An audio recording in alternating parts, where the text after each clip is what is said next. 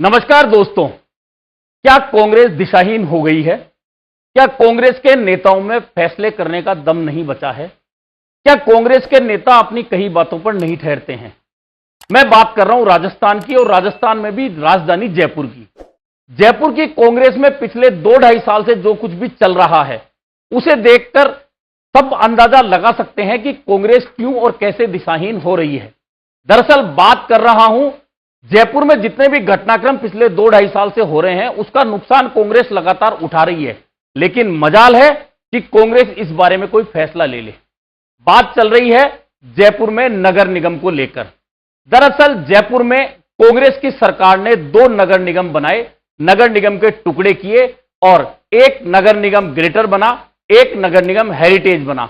यह दोनों नगर निगम इसलिए बने क्योंकि जब से जयपुर में निगम की स्थापना हुई है, तब से लेकर आज तक कांग्रेस अपना बोर्ड नहीं बना पाई। हालांकि प्रत्यक्ष रूप से महापौर का जब चुनाव एक बार हुआ, तब कांग्रेस अपना महापौर जिताने में सफल रही थी, लेकिन तब भी पार्षदों की संख्या इतनी नहीं आ पाई कि कांग्रेस यहां अपना बोर्ड गठित कर पाए।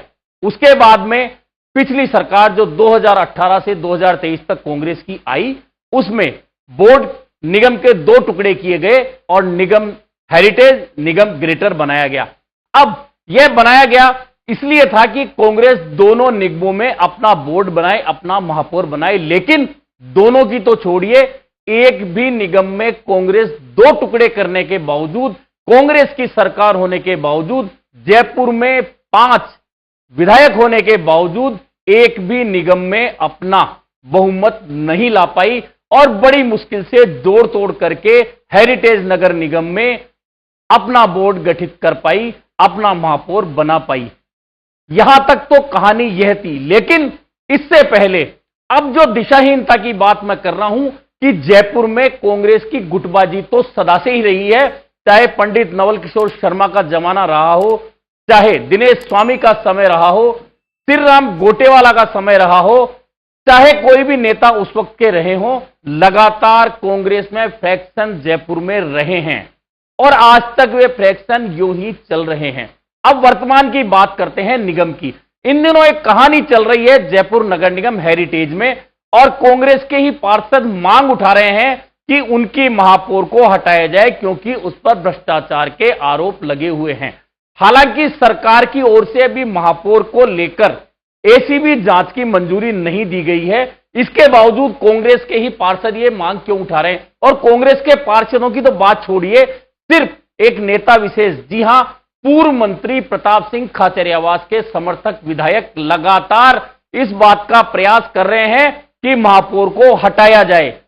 हालांकि जब तक सरकार की मंजूरी उन पर एसीबी के मामले में केस चलाने की नहीं मिलती, तब तक उन्हें हटाया जाना संभव नहीं है। पहले कहानी यह है कि आखिरकार पूरा मामला हुआ क्या है। दरअसल जब 2 नगर निगम बने हेरिटेज में, जयपुर नगर निगम हेरिटेज में कांग्रेस के पार्षदों की संख्या ज्यादा आई नगर निगम में, और उस समय ओबीसी की महिला को महापौर बनाया जाना था। मुस्लिम 80% पार्षद जीतकर आए, और ओबीसी महिलाएं भी मुस्लिम समाज की जीतकर आई, और हक बनता था कि मुस्लिम जयपुर में महापौर बने। लेकिन क्योंकि जयपुर हेरिटेज की 2 विधानसभा क्षेत्र किशनपोल और आदर्श नगर के 2 विधायक जो मुस्लिम अमीन कागजी और रफीक खान कहीं नहीं चाहते थे कि कोई मुस्लिम नेता बनकर उभरे, कोई महिला नेता बनकर उभरे जो अगले चुनाव में उन्हें चुनौती देकर टिकट मांगे विधानसभा का। और यहां से कहानी शुरू होती है। इस विरोध का फायदा यह होता है कि सिविल लाइन विधानसभा क्षेत्र से जीती मुनेश गुर्जर ओबीसी समाज से जो आती थी, वे महापौर बना दी जाती, यानी कि प्रताप सिंह खाचरियावास के खाते में यह महापौर का पद चला जाता है, और उसके बाद मुस्लिम उप महापौर बनाया जाता है हवा महल विधानसभा क्षेत्र का। यानी प्रताप सिंह खाचरियावास और महेश जोशी के बीच में ये दोनों पद बंट जाते हैं। यहां तक तो सब कुछ ठीक था। लेकिन कुछ दिनों के बाद में जयपुर की जो गुटबाजी है, उसका असर नगर निगम हेरिटेज पर देखने को मिला, और असर यह हुआ कि महापौर मुनेश गुर्जर और मंत्री प्रताप सिंह खाचरियावास जो तत्कालीन थे, उन दोनों के बीच में गैप बढ़ता गया, और मंच पर ही एक दूसरे के खिलाफ कटाक्ष होने लगे। यहां तक जब बात चलती रही तब तक भी ठीक था, लेकिन अचानक एसीबी का छापा महापौर मुनेश गुर्जर के घर पर होता है और उनके पति को एक पट्टे की एवज में रिश्वत के मामले में गिरफ्तार किया जाता है। 2 दलालों को गिरफ्तार किया जाता है और एक दलाल के घर से बड़ी रकम भी मिलती है। इस तरह से यह कहानी में ट्विस्ट होता है और सरकार चूंकि कांग्रेस की थी, मंत्री प्रताप सिंह खाचरियावास थे, तुरंत में कार्रवाई होती है और महापौर मुनेश गुर्जर को सरकार निलंबित कर देती है। लेकिन महापौर हाई कोर्ट जाती है और वहां से स्टे लेकर फिर से कुर्सी पर काबिज हो जाती है। इसके बाद मामला चलता है, सरकार फिर महापौर को निलंबित करती है। उसके बाद महापौर फिर कोर्ट जाती है और फिर कुर्सी पर आकर बैठ जाती हैं। यहां तक तो महापौर ने अपनी लड़ाई जीत ली, लेकिन इस पूरी लड़ाई का असली चुनाव से पहले, विधानसभा चुनाव से पहले जब यह चल रहा था सारा प्रकरण, जब पूरी प्रदेश कांग्रेस तमाशबीन बनकर इस तमाशे को देख रही थी, मंत्री देख रहे थे, एक तरफ मंत्री तत्कालीन जो थे महेश जोशी थे, एक तरफ प्रताप सिंह खाचरियावास थे और विधायकों के गुट बन चुके थे और विधानसभा चुनाव सिर पर था। लेकिन दिशाहीन इसलिए कह रहा हूं कांग्रेस को कि यह दिशाहीन कांग्रेस जयपुर के अखबारों की सुर्खियों में कांग्रेस की इस लड़ाई को देख रही थी आंखें बंद करके, और नतीजा यह हुआ कि विधानसभा चुनाव में कांग्रेस की जो 5 विधायकों की सीटें थी वे सिमटकर 2 रह गई। सिर्फ मुस्लिम बहुल्य 2 क्षेत्रों में दोनों मुस्लिम विधायक ही जीतकर आ पाए। लेकिन इसमें नुकसान किसका हुआ? इसमें नुकसान यह हुआ कि चुनाव से पहले जयपुर में महापौर के साथ में बोर्ड हेरिटेज का कांग्रेस का होने के बावजूद कांग्रेस के पार्षद लगातार मांग करते रहे कि निगम में समितियों का गठन हो जाए ताकि वे अपने वार्डों में सुचारू रूप से काम कर सकें। लेकिन गुटबाजी और वर्चस्व की लड़ाई, 5 विधायक थे, 2 मंत्री थे, 2 चेयरमैन थे, यानी कि 5 में से 4 विधायक ताकतवर थे। अपनी लड़ाई में इन्होंने कभी भी नगर निगम हेरिटेज की समितियों का गठन नहीं होने दिया। आखिरकार विधानसभा में कांग्रेस की हार हुई और भाजपा काबिज हुई।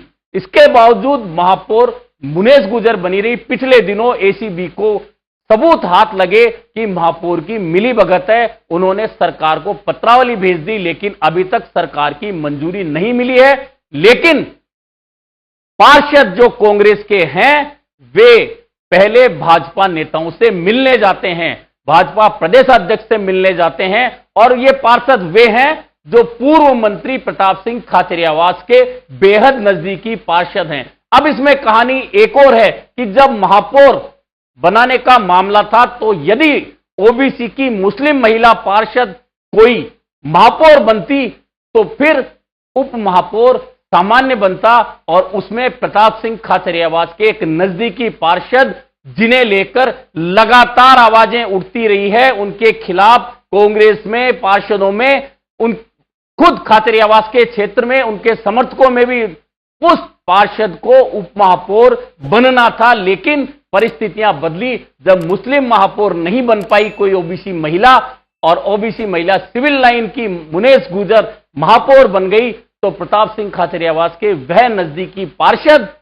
उप महापौर नहीं बन पाए। अब उन्हीं पार्षद के नेतृत्व में भाजपा नेताओं से मिलने पार्षद जाते हैं जो पूर्व मंत्री प्रताप सिंह खाचरियावास के नजदीकी हैं। अब कांग्रेस को फिर मैं इसलिए दिशाहीन बार बार बोल रहा हूं कि इतना बड़ा मामला हो गया, कांग्रेस की महापौर के खिलाफ कांग्रेस के पार्षद भाजपा प्रदेशाध्यक्ष से मिलकर आ गए, लेकिन दिन हो गए 10 से ज्यादा, लेकिन कांग्रेस में अभी तक नोटिस देना दूर की बात, एक्शन लेना दूर की बात, सिर्फ तमाशबीन कांग्रेस खड़ी है। हालांकि जयपुर शहर कांग्रेस के अध्यक्ष जो हवा महल विधानसभा से प्रत्याशी रहे आर तिवारी कहते हैं कि मैंने प्रदेशाध्यक्ष और जयपुर के प्रभारी को सारी बात बता दी है, लेकिन अभी तक चुप्पी नजर आ रही है कांग्रेस में। पहले नुकसान उठाया विधानसभा चुनाव में, और जिन पूर्व मंत्री प्रताप सिंह खाचरियावास के नजदीकी पार्षद आज महापौर को हटाने के लिए लगातार पहले भाजपा नेताओं से मिलते हैं, फिर निगम के अधिकारियों से मिलते हैं, वही पार्षद अपने नेता को 28,000 से हारने से नहीं रोक पाए। इतना ही नहीं, फिर लोकसभा चुनाव में वही प्रताप सिंह खाचरियावास उम्मीदवार बने कांग्रेस के जयपुर में, जब पूरे राजस्थान में कांग्रेस का माहौल अच्छा था, कांग्रेस बड़े दमदारी से चुनाव लड़ रही थी, सामने जो भाजपा की उम्मीदवार थी वह बहुत मजबूत नहीं मानी जा रही थी, इसके बावजूद ये जो लड़ाई नगर निगम की चली, पार्षदों को समितियां नहीं बनाने का जो अफसोस था, उसका बदला पहले विधानसभा चुनाव में लिया गया और फिर लोकसभा चुनाव में लिया गया, जब कांग्रेस पूरे देश में उभर रही थी, राजस्थान में उभर रही थी, लेकिन सामने कमजोर प्रत्याशी होने के बावजूद कांग्रेस के उम्मीदवार जयपुर में 3,32,000 वोटों से हार गए और अपने विधानसभा क्षेत्र में जहां वे 28,000 से विधानसभा का चुनाव हारे थे, वह घाटा बढ़कर 38,000 से ज्यादा का हो गया। यानी कि कांग्रेस अपने पैरों पर कुल्हाड़ी मारती रही, लेकिन प्रदेश कांग्रेस है कि आज तक इस मामले को लेकर चुप्पी साधे बैठी है। हालांकि अब 2 दिन बाद में राजस्थान कांग्रेस की अनुशासन समिति की बैठक होने वाली है। अब क्या जयपुर का यह पूरा प्रकरण अनुशासन समिति के समक्ष जाएगा? क्या अनुशासन समिति कठोर निर्णय करेगी? क्या कांग्रेस अपने पार्षदों के खिलाफ कोई एक्शन लेगी? क्या कांग्रेस कोई ऐसा संदेश देगी कि अनुशासनहीनता बर्दाश्त नहीं की जाएगी, या फिर हमेशा की तरह इसी तरह कांग्रेस दिशाहीन होकर आगे बढ़ती रहेगी? और क्योंकि राजस्थान में निकाय चुनाव 1 साल के बाद फिर आने हैं, अगर इसी तरह कांग्रेस दिशाहीन रही तो निश्चित मानिए जयपुर नहीं, राजधानी है ये, इस राजधानी का संदेश पूरे राजस्थान में जाता है। और अगर कांग्रेस ऐसे ही चलती रही, बिना किसी कार्रवाई के अपने पार्षदों के द्वारा अपनी ही महापौर को हटाने की यह लड़ाई आंखों पर पट्टी बांधकर देखती रही, तो निश्चित मानिए आने वाले निकाय चुनाव में भी नुकसान होना तय है। वैसे भी भाजपा अब निगम का परिसीमन अपने हिसाब से करेगी। हो सकते हैं जयपुर में एक निगम बनाकर घटा दिया जाए पार्षदों की संख्या को, या दोनों निगम रहें तो भी पार्षदों की संख्या अपने हिसाब से तय करेगी भाजपा सरकार। ऐसे में निश्चित मानिए कांग्रेस की परेशानियां जयपुर में ही नहीं, पूरे राजस्थान में एक प्रकरण से, अनुशासनहीनता से और बढ़ती चली जाएंगी। अभी के लिए इतना ही, फिर मिलेंगे नए मुद्दे पर चर्चा के।